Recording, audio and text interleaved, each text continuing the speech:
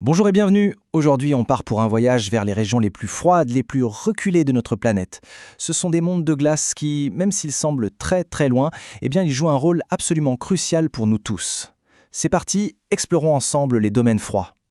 Allez, pour commencer, on va faire un petit effort d'imagination. Pensez à ça.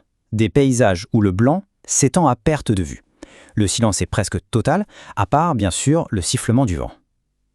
C'est ça, le monde des extrêmes. Un monde qui a été littéralement sculpté par le froid. Eh bien, tout cet ensemble, toutes ces glaces, ça porte un nom, la cryosphère. Et c'est précisément dans ce monde-là qu'on va s'immerger aujourd'hui.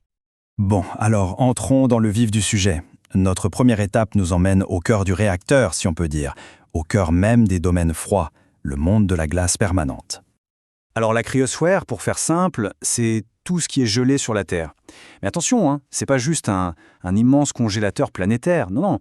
C'est un régulateur climatique qui est absolument essentiel. Son équilibre, il nous concerne tous, directement. Et ce qui est vraiment fascinant, c'est de voir à quel point les deux pôles sont des miroirs inversés, en quelque sorte. Regardez bien. L'Arctique, au nord, c'est un océan de glace entouré de terre. L'Antarctique, au sud, c'est tout le contraire. Un continent de glace entouré par l'océan. Et cette différence, qui a l'air toute simple, elle a des conséquences énormes sur la vie qui peut s'y développer. Sur ces continents polaires, on trouve ce qu'on appelle les Inland Sea. Ce sont d'immenses calottes de glace. Pour se faire une image, il faut vraiment les voir comme les plus grands châteaux d'eau de la planète. C'est là que se trouve la grande majorité de nos réserves d'eau douce. Et pour bien saisir l'échelle, l'épaisseur de la glace en Antarctique peut atteindre jusqu'à 5 km. 5 km, c'est comme si on empilait plusieurs montagnes les unes sur les autres, mais entièrement en glace. La masse est juste colossale. Alors attention, il ne faut pas confondre ça avec la banquise. L'inland ice, c'est sur la Terre. La banquise, elle flotte sur l'océan. C'est tout simplement la surface de la mer qui gèle. Du coup, elle vit au rythme des saisons, elle s'étend en hiver, elle recule en été. C'est une sorte de pulsation géante et glaciale qui a une influence majeure sur les courants et sur le climat. D'ailleurs, au cœur de l'hiver, la banquise de l'Antarctique s'étend sur, tenez-vous bien, 20 millions de kilomètres carrés. Pour qu'on se représente bien, c'est comme si un continent grand comme 2 fois l'Europe apparaissait, puis disparaissait chaque année. C'est fou, non ? Ok, maintenant qu'on a vu le cœur de glace, on va s'aventurer un peu à sa périphérie. On va aller là où la glace rencontre la terre. Et là, c'est un tout autre paysage qui se dessine, la toundra. On l'appelle aussi la frontière du dégel.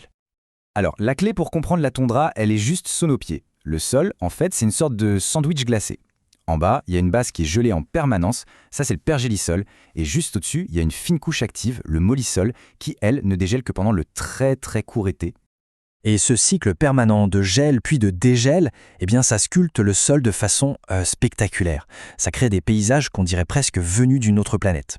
On y trouve des collines avec un cœur de glace, les pingos, ou encore des sols qui se fissurent et forment des polygones quasi parfaits. C'est vraiment unique.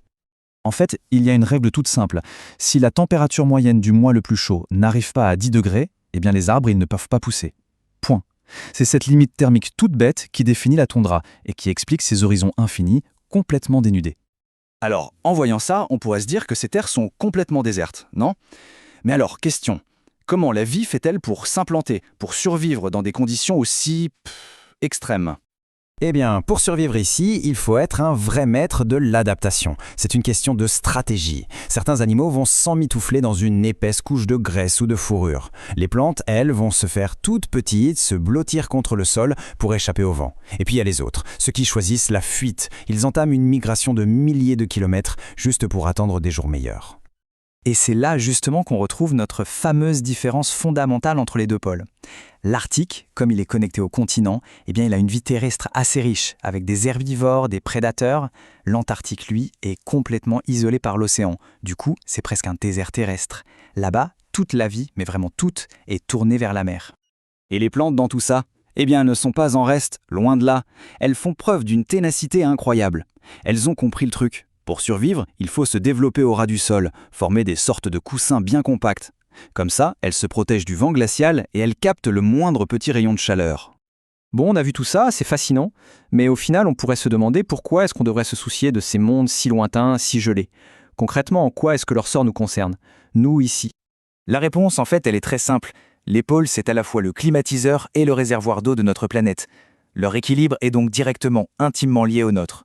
On peut même dire que leur état de santé, c'est le miroir de celui de la Terre entière. En fait, le réchauffement de ces régions, c'est une sorte de bombe à retardement, mais à double détente. Premier effet, le pergélisol qui dégèle.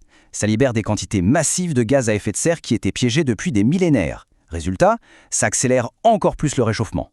Deuxième effet, la fonte des glaces, elle, déverse d'énormes quantités d'eau douce dans l'océan. Et ça menace de perturber les grands courants marins, comme le Gulf Stream, qui, et c'est là toute l'ironie, réchauffe des régions comme l'Europe. Ce qui nous laisse avec cette question, un peu folle, un peu paradoxale, est-ce que le réchauffement des pôles pourrait, au final, provoquer un refroidissement d'une partie du monde ? C'est un exemple parfait de la complexité de notre système climatique. Et c'est surtout un rappel que ce qui se passe aux confins de la Terre nous affecte tous, et parfois de manière complètement inattendue.